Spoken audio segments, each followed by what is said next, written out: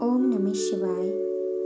মহাদেবী আজ্ঞা বলেছেন, যে প্রেম দেহ চায় সে প্রেম ক্ষণস্থায়ী, যে প্রেম আত্মা দেয় সেই প্রেম চিরন্তন। অর্থাৎ ইন্দ্রিয়ভোগের প্রেম নশ্বর, কিন্তু আত্মনিবেদনমূলক ভক্তি শাশ্বত। সত্য প্রেম মানে নিজেকে সম্পূর্ণ সমর্পণ করা। এই বাণীতে প্রেমের দুইটি রূপ স্পষ্টভাবে আলাদা করা হয়েছে।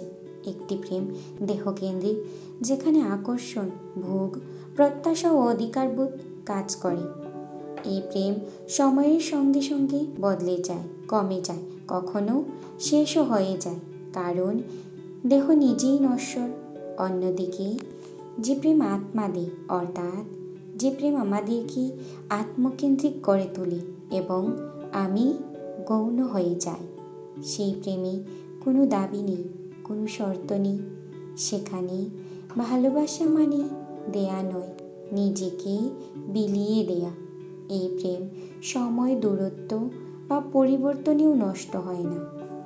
মহাদেবী আজ্ঞা এই বাণীর মাধ্যমে আমাদেরকে স্মরণ করিয়ে দেন, সব প্রেম সমান নয়।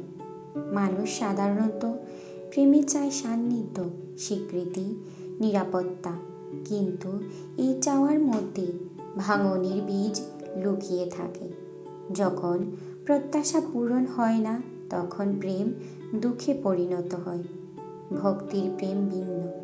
এখানে ভক্ত ঈশ্বরের কাছে কিছু চায় না, সে শুধু নিজেকেই দেয়।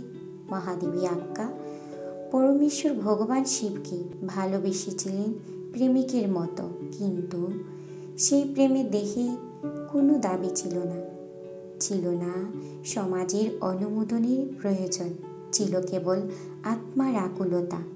এই আত্মদানই প্রেমকে চিরন্তন করে তোলে, কারণ আত্মা নশ্বর নয়।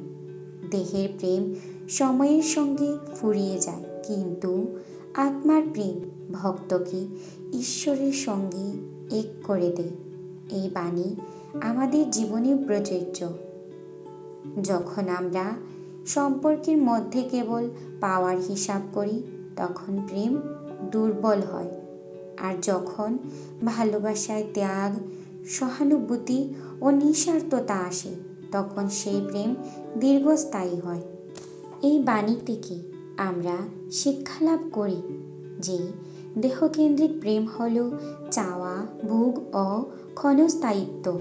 আত্মকেন্দ্রিক প্রেম হল ত্যাগ, সমর্পণ ও চিরন্তনতা। প্রেম তখনই সত্য হয় যখন আমি বিলীন হয়ে যাই। হর হর মহাদেব।